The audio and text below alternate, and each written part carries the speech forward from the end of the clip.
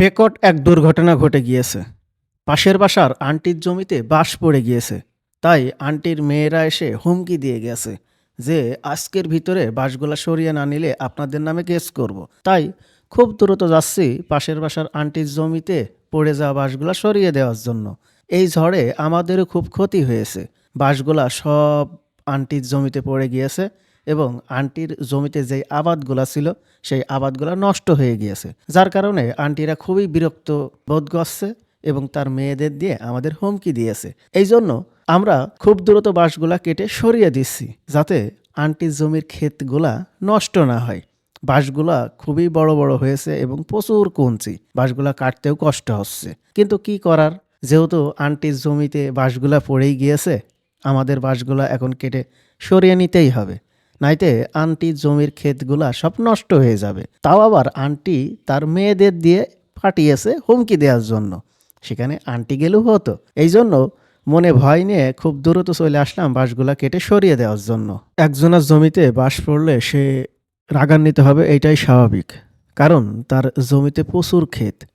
ক্ষেতের ওপরে যদি এখন বাঁশ পড়ে যায় তাহলে তো সে রেগে যাবেই, এটা তো স্বাভাবিক বিষয়। তাই বাঁশগুলা কেটে সরিয়ে নিচ্ছি।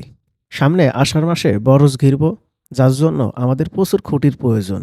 তাই বাঁশগুলা মানান করে সুন্দর করে সাইজ করে বরজের মাপে খুঁটি করে নিচ্ছি, যাতে বাঁশগুলা নষ্ট না হয়। এই জন্য একটা মাপ নিয়ে সুন্দর করে বাঁশ মেপে নিচ্ছি এবং তারপরেই বাঁশগুলা কেটে নিচ্ছি। কেটে তো নিতেই হবে, বিশেষ করে আন্টির জমিতে বাঁশ পড়েছে, না কেটে নিলে তো বিপদ। অবশ্যই লাস্টে দেখতে পারবেন আন্টির জমিতে কি কি ক্ষেত আছে, সব ক্ষেতগুলাই আমি আপনাদের দেখাবো।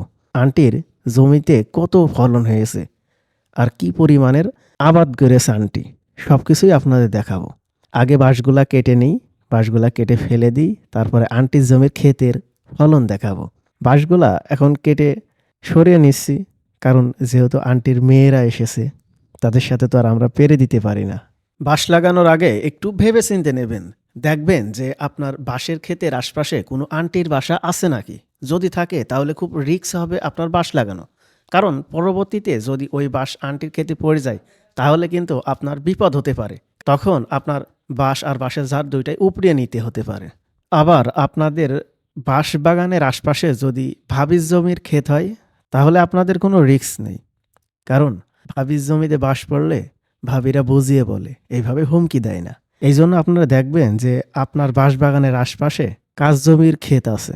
চলেন দেখে আসি আন্টির জমিতে কি পরিমাণ ফলন হয়েছে আর কি কি লাগিয়েছে। আন্টি দেখছি খুব সুন্দর টমেটো, আদা, ভুট্টা গাছ, পেঁয়াজ, রসুন এইগুলো লাগিয়েছে।